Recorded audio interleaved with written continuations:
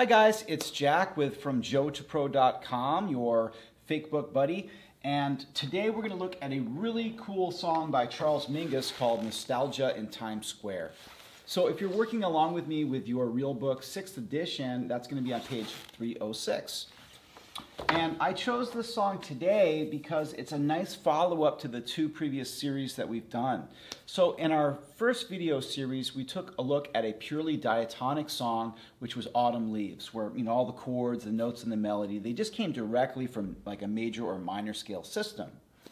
And then for our second video series, we took a look at the opposite end of the spectrum, which was Blue Monk, which was just purely a blues tune. And we kind of looked and saw how those systems worked, and that was a good way to go, because from here on in, any song that we look at in the fake book, you're going to see, the real book rather, you're going to see that it's always just going to fall between those two extremes. You know, it's either going to be a purely diatonic, a blues, or somewhere in the middle with elements coming from both systems, right? So that was kind of a good way to go, and if you went through those first two videos, you're going to be in a good position to analyze songs from here on in. And of course, if you haven't, I would recommend that you go back and check out those videos. Okay, so when we're taking a look at a tune, the very first thing we want to do is look at the key signature, okay? Now this is interesting to me because when we are living in a world with like blues elements or modal elements, it's true that the key signature doesn't really reflect the scale that you're going to use necessarily, right? But what it does tell us is the tonality. Okay, so a few classical experiments aside in atonality and serial music, pretty much always has been and probably always will be basically tonal, right? Having one note as our root. So even though blues and modal elements kind of confuse the use of the key signatures that had pretty much been reflective of a couple hundred years of music where it was just all about major scales and minor scales, it's still useful to tell us our overall key, our overall tonality, okay? So we have one flat in the key signature. So right away you should be thinking to yourself, okay, this is going to be either an F major, basically, or D minor, basically, tune. And since we have a F7 as the first chord and an F major as the last chord, you can pretty much say, okay, this is basically an F major, right? But then when we look at our very first chord, it's an F7, a dominant 7 with F, A, C, E flat, that minor 7. So right off the bat, you should be saying to yourself, hey, this is probably a bluesy tune, right? Because we're basically in F, but the very first chord's a dominant 7, so we got a blues element going right off the bat. Okay, so I'm just going to kind of hack through the song so you can hear what it sounds like, and then we'll dig into a little bit more depth on the analysis.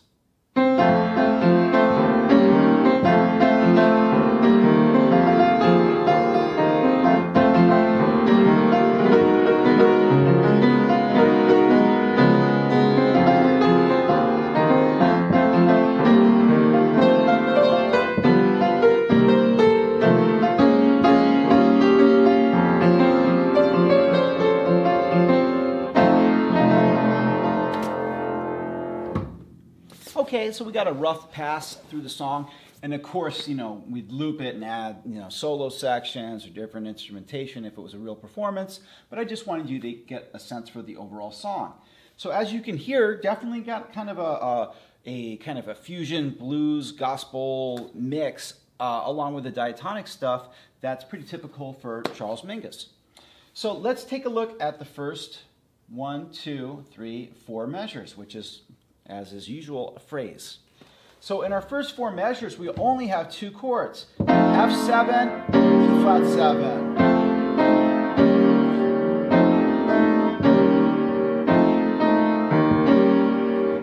So we'd have to look at that and say, if we're overall in F, key signature says we are, and we start with an F, then we're playing a 1, flat 7 chord, 1, flat 7 chord, right? So that is, pretty standard for like a Mixolydian mode, right? Very normal for a lot of modes, like say a natural minor scale or a Dorian scale or a Mixolydian scale. It's pretty normal to use the flat 7, the major chord built off the flat 7 of the key, and it almost works as as like a type of cadence, like a 5-1 being replaced with a flat 7 back to the 1, right? Pretty standard, okay?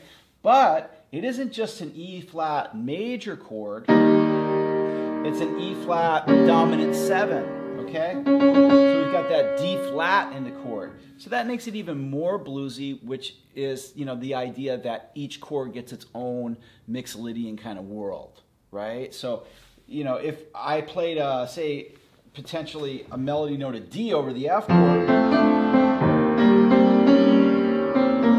then over that E flat 7, I might end up switching from a D natural, which could certainly fit over the F7 melody, right?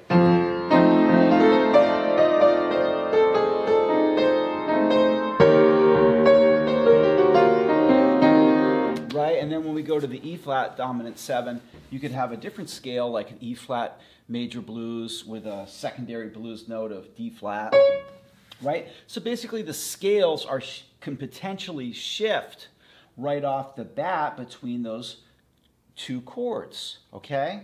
So how would we deal with that as a soloist, right? Well, there's a few elements that are going to lean us one way or the other. One element I would say would be time, okay? If you had 2 measures of F or even 1 long measure of F and then 1 long measure of E flat 7 and you went back and forth that way, you might have time to switch between, say, like a F major 7 blues with, like, you know, F, G, A flat, A, C, D, potentially E flat as a secondary blues note. And then when you go to the E flat dominant 7, you could go to an E flat major blues, like E flat, F, G flat, G, B flat, C, potentially D flat, E. So you can hear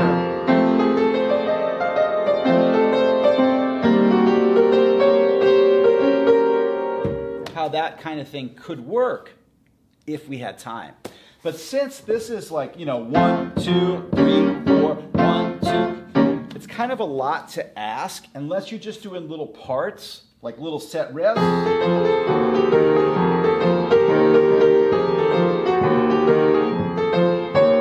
Where you're kind of writing a little melody part that's going to work using those 2 shifting scales over those 2 shifting chords. It's a lot to ask to try to like solo with 1 scale for 2 beats and then solo with another scale for 2 beats. Okay?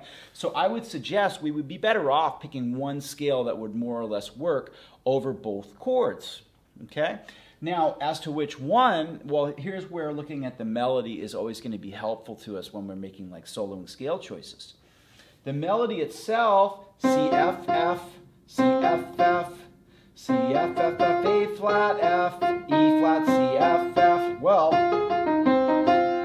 that is, you know, the 5 flat 7 1 flat 3 of F, right? So that all suggests the minor blues scale. Remembering that, you know, over these types of bluesy tunes, there's always going to be more than 1 scale that could work. Well, if our main tonality is F, even though it's a major chord, it's a minor 7, we can always play the minor blues scale over that 1 chord, okay? And we can certainly play it over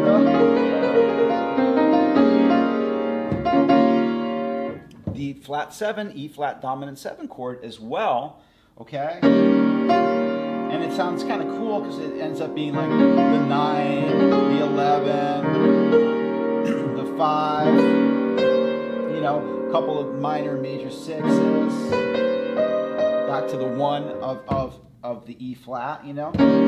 And it just works with the overall tonality because we're in F, the flat 7 chord with a D flat, even though that's not really in our blues scale, it's got a minor kind of sound against the F.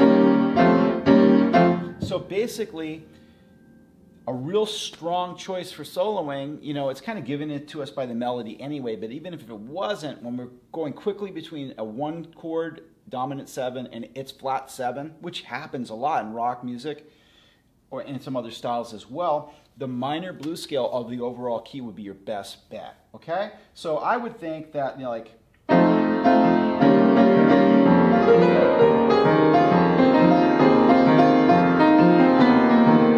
you can hear how that's going to sound good. So that's taking a look at that first 4-measure phrase. It's purely like in this kind of rock style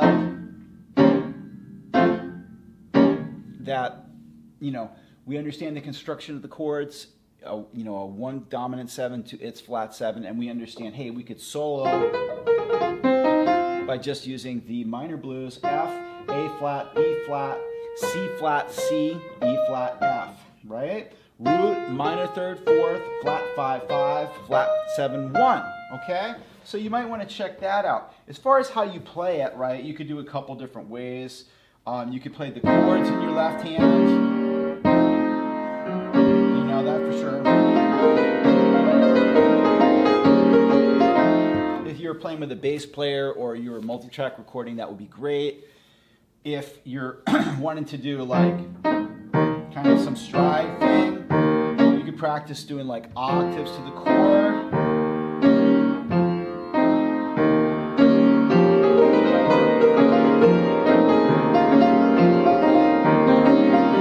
That kind of thing would work as well. Of course, if you're a guitar player, you're probably looking at a multi-track recording scenario or playing with other people that are holding down the harmony and the bass while you're doing your soloing, right? So that's kind of a look at the first 4 measures. Now, very interestingly, it doesn't stay so purely blues, as we can see in the next phrase. We've got A flat minor 7 to D flat dominant 7, okay? For a couple measures. So we should be asking ourselves, what's going on there, right? Well, whenever we have a minor 7 followed by a dominant 7 in any jazz tune, regardless of how bluesy it might be, we kind of always want to be thinking what? 2, 5, 1s, or at least the 2, 5. So then we just do the math. A minor 7 to a dominant 7 would be a 2, 5 in a like a major key, right? So what would the key be? A flat is the 2 of G flat. Is D flat the 5 of G flat? G, A, B, C, D. Yes, it is. So we switch keys to G flat major. Okay? Well, that's kind of interesting because what key is that? How does that relate to the overall key of F? Well, it's a half step up. So that's kind of interesting. It almost like gives that a Phrygian flavor over the main, you know, key, because we're shifting up a half step to the minor 2nd key. Anyways, so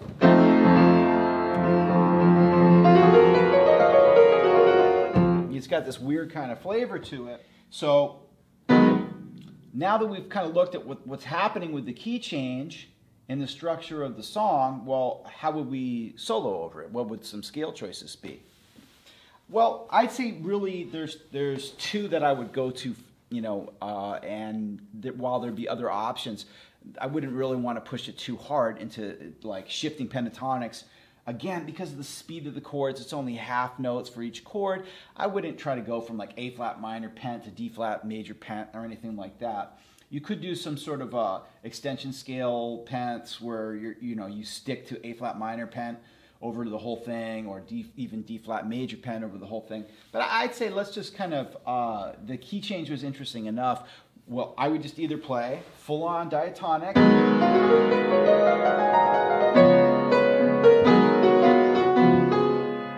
right? So that was, just using the G flat major scale, G flat, A flat, B flat, C flat, D flat, E flat, F natural, G flat. That works perfectly well. And it's kind of nice coming on the heels of this bluesy thing,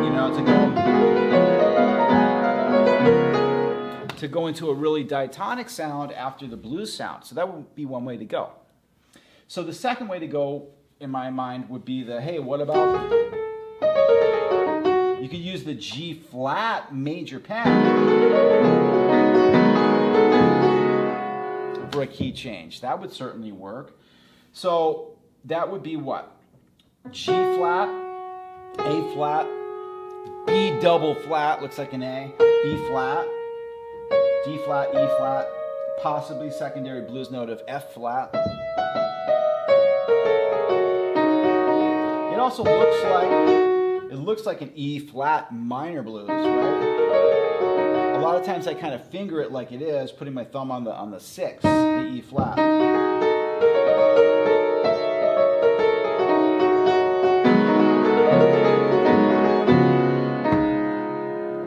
So those would be the two scale choices that I would play around with for soloing over those two measures that have shifted keys up a half step from an F sound to a G flat major sound.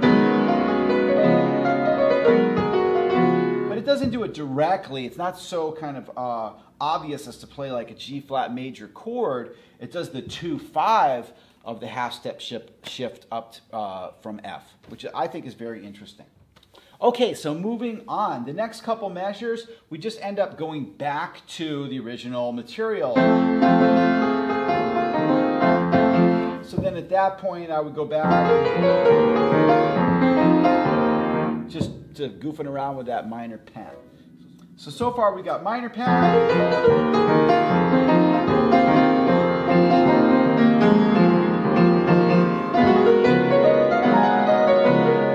into the G flat major, or you could do the G flat pentatonic, G flat major pent, and then back to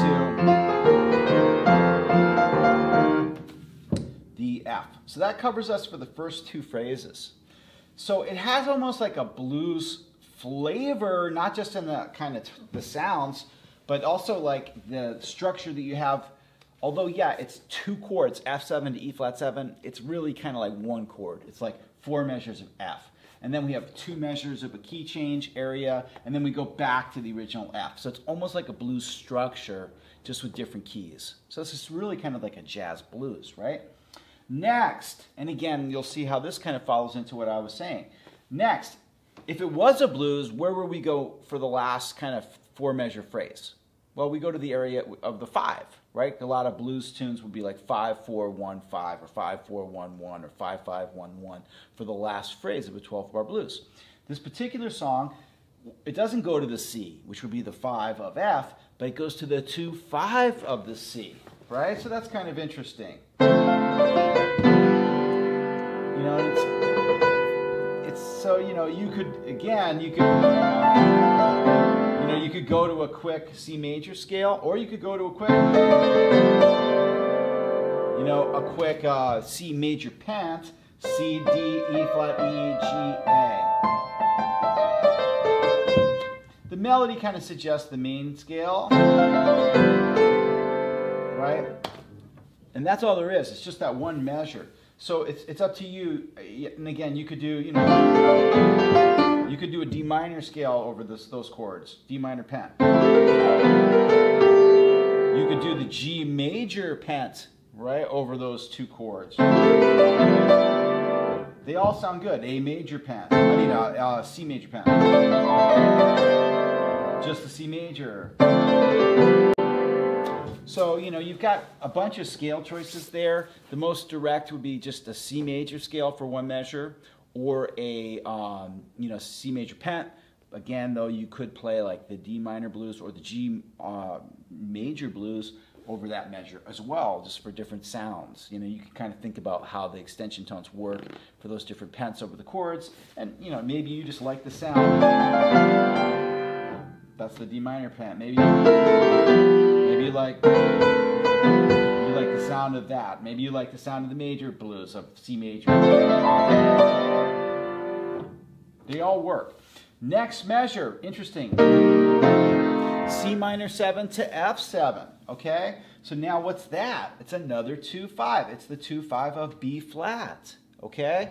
So the 2-5 of B flat, well, B flat is the 4 of F, F, G, A, B flat. So we have a type of blues structure where we're going 5-4, but it's jazzed up. Instead of playing the actual 5 chord and the actual 4 chord as dominant 7s or as majors, we get the 2-5 of those 2 key areas, right? So then with that C minor 7 to F7, you could play, C minor blues over the whole thing. You could play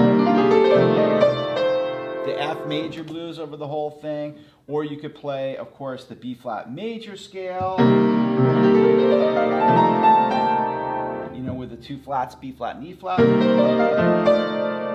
Or you could play the B flat major pen.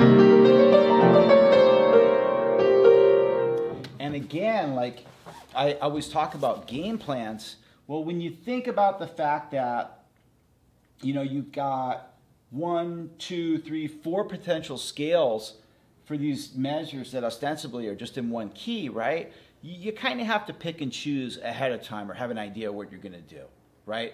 Because unless you've worked through every single game plan, like there's no way to put it together on the fly. So you want to kind of have a plan, right? So why, you know, you could just pick something, you know, let's full C major, and then full, you know, B flat major, or you could go for the blues version.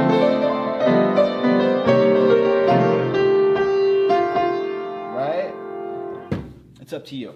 And then the next measure, this is kind of interesting here. You know, we would expect to go back to the area of the F, right? Because we have the area of the 5, the area of the 4, and in a 12-bar blues structure, it would be time to go back to the area of the F.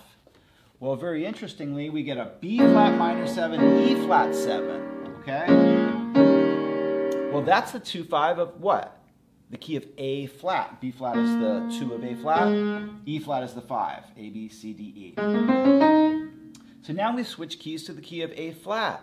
How does that relate to the overall key? It is up a minor third, okay?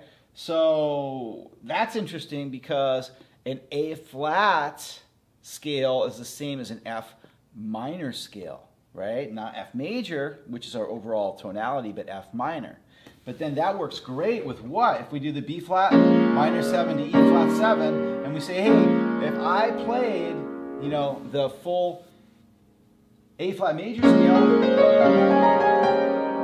okay, that gives us a mixture sound because we're playing an F natural minor scale.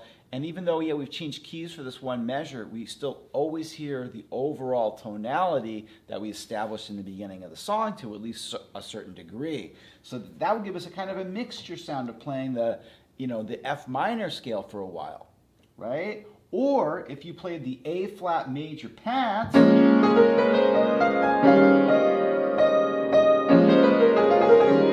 it's the exact same notes as the F minor blues, which is what we were using in the first place, right? So to kind of push us back to the F in a weird way, I would suggest, why don't we just go back to the F minor pent, which is the same thing as an A flat major pent, which works with the 2-5 of A flat major, right? So,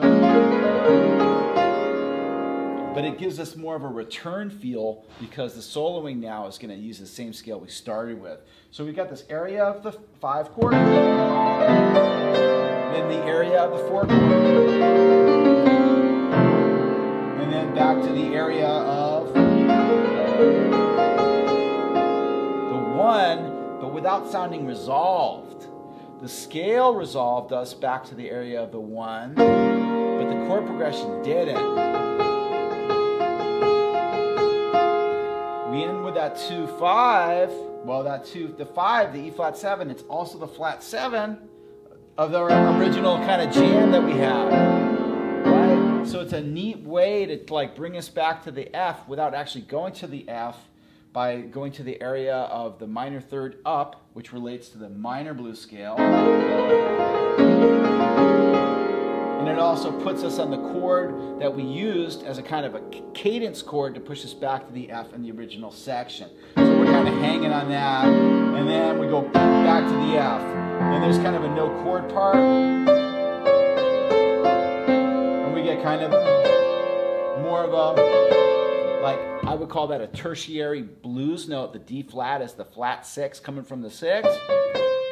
In my kind of nomenclature, like say, F major blues, I call the A flat the primary blues note, the E flat the secondary blues note, and the flat 6 is to me the third tertiary blues note, like third in importance in usage. Like the flat 3 is the most important, the flat 7 is second most important, the flat 6 gets used sometimes. Right? But So the end, it's more of a major blues. Major third gets highlighted. And then we're ready to loop back.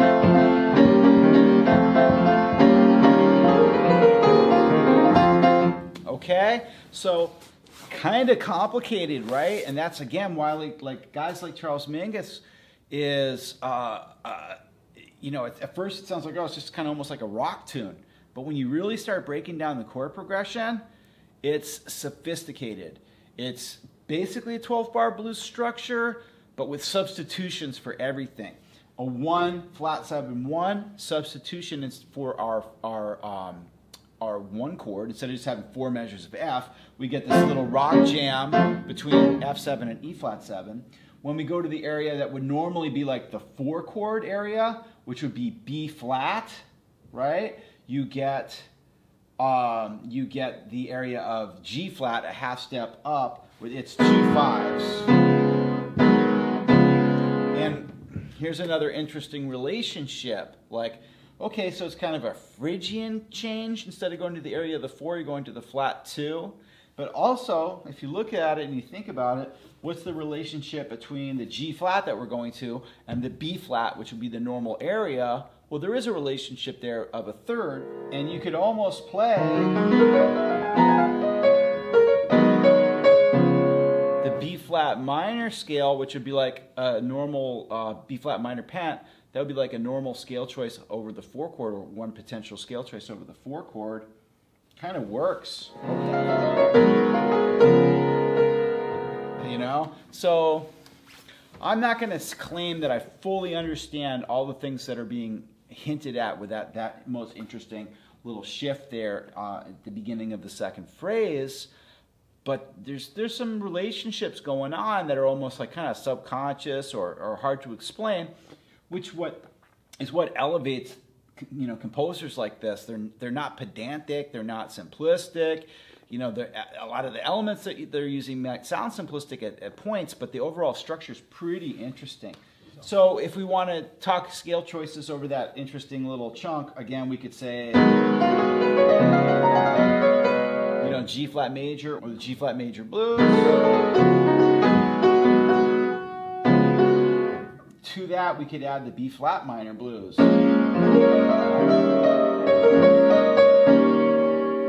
know, which, that's pretty interesting to me. So, and then we're back to our F jam. Then we go to the area of the 5. The area of the 4. Then the area of the minor third up from the root, that A flat. And then finally, back with a kind of a major blues sound at the end.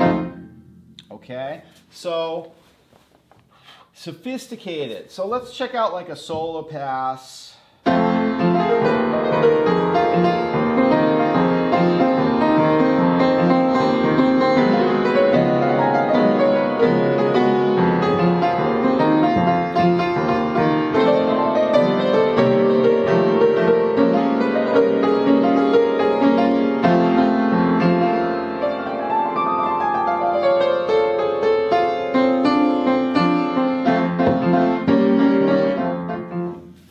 Okay, so that was a solo pass where I kind of used some of the game plans that we outlined.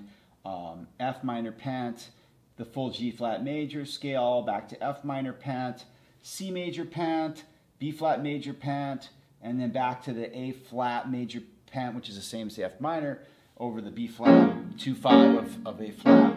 And then at the end I played around with the F major blues scale. F, G, A flat, A, C, D, E flat, F, with the, you know, D flat as a possibility. Okay? So when you put all that together, you know, it's pretty complicated, right? You know? And how are you going to stumble across this stuff? You know, you got to have a combination of using your ear, your intuition, and your knowledge, right? Because if you just have one of those 3 things, you get, you know, okay ear or good intuition, or, you know, but you don't know what you're doing, it's going to take a long time to stumble across some good ideas.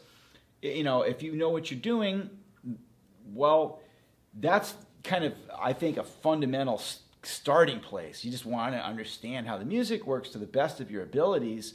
But then, of course, like, you know, when you're dealing with a sophisticated composer like Charles Mingus, you might hit some areas where it's like, it's vague. You know, what does this mean? To me, it's that the A flat minor 7 to the D flat dominant 7 that happens at the start of the second phrase. You know, to me, that's kind of like the most interesting thing. It's like a Phrygian key shift. It's like somehow related to the area of the 4 chord, you know, and it's just at the same time it's switching textures from like a blues dominant 7 to just straight up diatonic sounds. So for me, like, that is the high point of the song.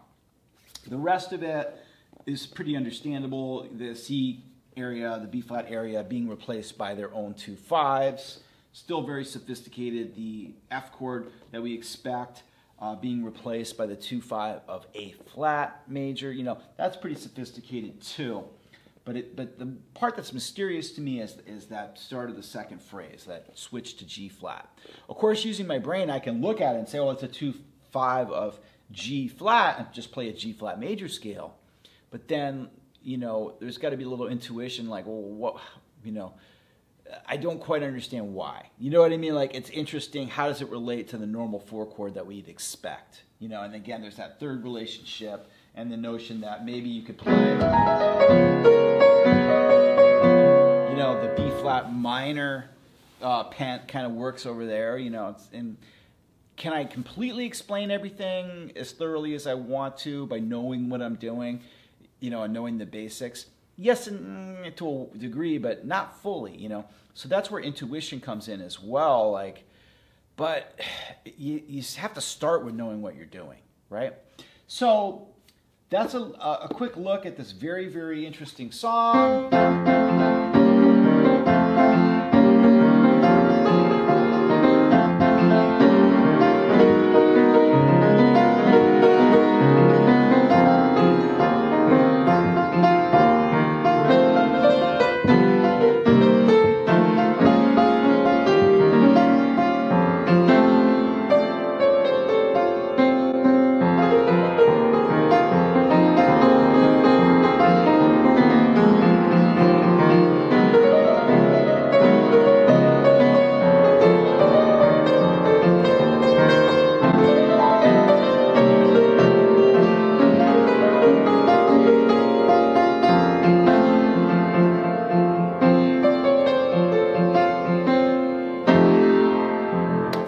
Okay, so it's just one last pass through the melody, and I did some different scale choices for the soloing pass.